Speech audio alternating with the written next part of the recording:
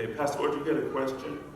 I think you answered it when you answered the question from the other pastor, because my thinking or my thought is, which may not be clear, when we as pastors receive the tithe that comes from the people, do the people individually also take their Tarumah, and I may not be asking you right, do they take, there's 50 people in church, each one of them give their tithe to the church, and they give the Tarumah.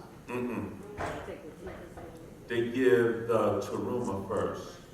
Okay, that's, okay. It's got to go to the priest first, Okay. and then they give their tithe to the church. Local church. Now the local church takes the Tarumah or the tithe? Take both. Okay. So I have a responsibility. That's why if you see me, I'm putting all of my Tarumah in this pocket. This is my system. I know everything that comes into this pocket. I got to give an account for this. I got to get the tithe of this out of this to another priest. But if I think I heard you correctly, And you the said tithe. the Tarumah is for you to eat, gobble it all down. Right, I eat it. But do you take the tithe out of that Tarumah? Yes, I do. So you don't eat the whole Tarumah? I can, because it's got to be sanctified before I can eat it, else it's a curse to me. So you take the Tarumah that you have in this pocket. Right. You take 10% out of the Tarumah. I take the 2.5% out first and Right. give it to a supervising priest, a man of God I trust. And then I take the 10% out of the Tarumah and put that into the work of the Lord. So there's, out of this pocket came 12.5% before you eat. Correct. That's what I didn't know. Right. And then what happens is, now that's me as a priest. Then as the church, now watch this, as the church, all the tithes coming for the church, let's say it's $10,000 that comes in. 10% of that comes immediately out, and it is swept into a separate account that cannot be touched. What about out of that $10,000 that came into Zoe Ministries? Is there a priestly 2.5% first out of that, or is it just the tithe out of that? I don't do a 2.5% out of that. I do the, because that has already been sanctified because of the people. I got it. Right? So it's already been sanctified. It's been separated. So now what I do is I'm now paying the tithe out. Up and out. Up and out. And then I'm going to be honest with you. We do so much in overflow. This is why we're never concerned about bringing speakers in. You know, some churches have to try to raise money to get speakers in. I know we need to be popular as well, like a pastor. There needs to be a room full of pastors, Yes, right? yes. I already have a figure in mind what I'm going to bless those pastors with, my guest speakers. Amen. So it's not a thing where we didn't go each service and said, okay, now, if y'all been really blessed by Mother Jeffries, let's pass an offering down below. Who can give something for the offering? Now, I'm going to say something else.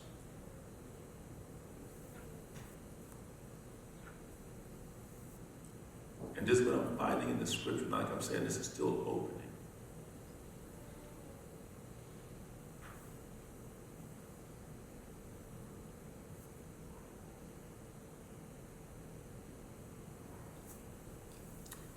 The singers on your pulpit and your worshipers supposed to be Levites. So the altar has not been properly sanctified because it's been entertainment. Glory to God. Come on.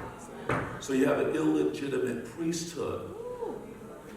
Because even the priests had to give the tithe to the high priest. And in most of our churches, the musicians are not even tithing, which means it's not even real worship.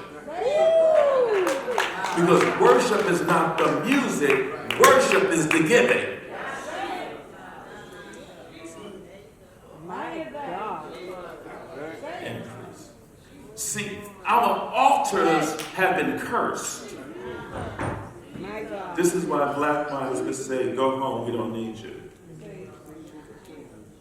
Because you the same folks that rate the church, and you folks that's coming here to be preachers, I'm going to pray.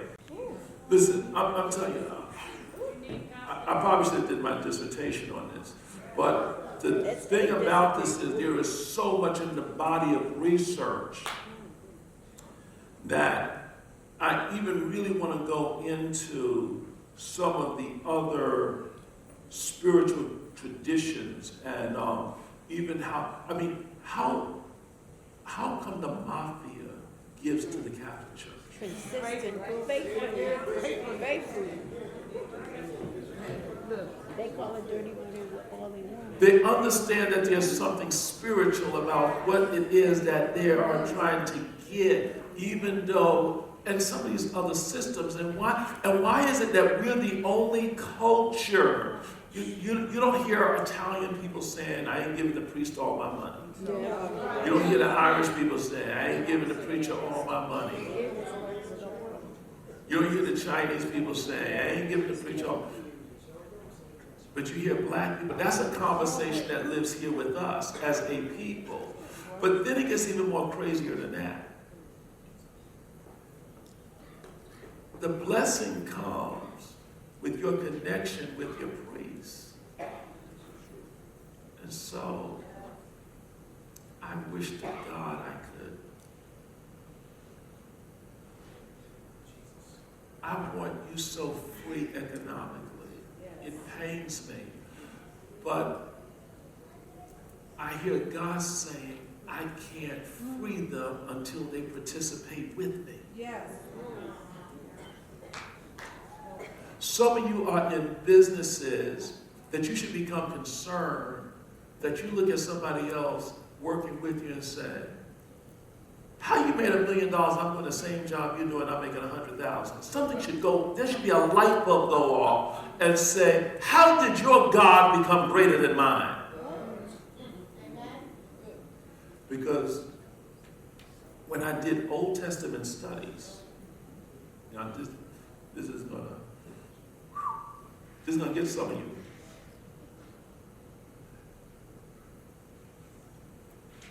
When Elijah went up against the prophets of Jezebel and against Baal, it was really one culture going against the other, and whichever culture dominated was the God that was ruling. So you want to know why you got a white Jesus on your wall? Because you haven't demonstrated that a black Jesus is even at work.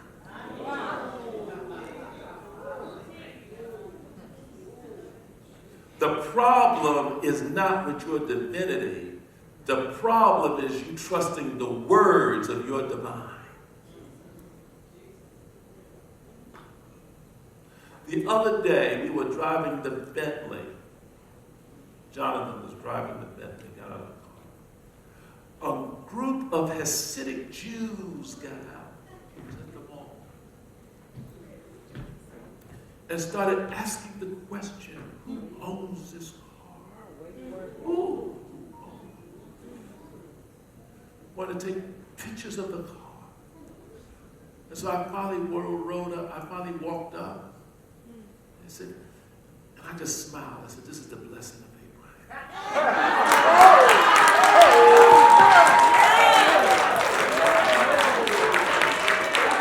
The former chosen have met the new chosen. This is the blessing of Abraham. You were put in New York City to provoke the Jews to jealousy. There's more Jews in New York than there is in Israel. You have been put here, but you refuse to demonstrate your God because you don't believe the covenant.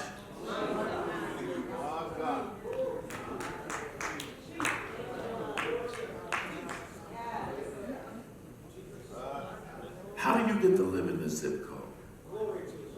How do you write these many books? We're doing an investigation. Go ahead. You'll discover my God in the midst of it.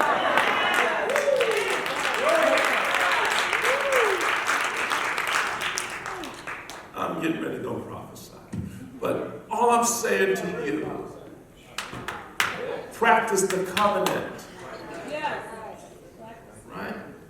Get connected with your supervising priests and people that know the principles. If they don't know the principles, you don't have time to teach them. Don't try to teach your pastor. They'll be insulted. Wait until they ask you questions. How you do what you do? You've been a blessing to this church. Then you can tell them, say, well, I really don't tithe, and this is just an overflow. I mean, you've been calling it tithe. I just do a little something here. You can't handle my real tithe because you don't know how to pay it yet. What do you mean? Said, I can bring it, but if you don't know what to do with it, it's not going to get paid. And I can't afford that on my watch. So I give you my tip. My overflow. You've been happy with my overflow for years, but when you learn how to pay tithes, then I'll start bringing my tithes here. But not until you learn how to pay it.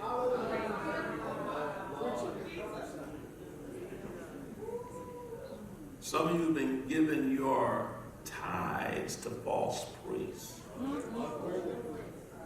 unworthy temples, like the ASPCA.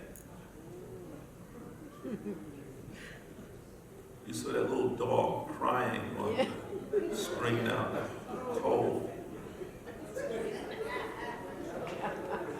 You send $19 a month. But you do that from your overflow. You make sure God gets his first. Oh, I took my tithes. Our neighbor next door had a fire. You don't use that for that. You use your offering of the poor to that. Here, you get 3.3%, and don't give it all to one poor person. Because then they start looking to you as a source instead of God.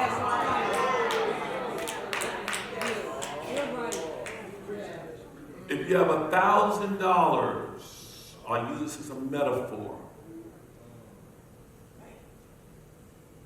If I had $1,000 and I wanted to get a blessing, I would not give the 1,000 to one poor person. I would give the 1,000 to 1,000 poor. Wow. Because 1,000 poor getting 1,000 at $1 each will go further than one person getting the 1,000. Why? Because the one person may be a fake poor. But at least if I touch 1,000, I helped 1,000 get out of poverty. Instead of had one that signed up to be permanently in. It's about bringing your people up and out. Amen.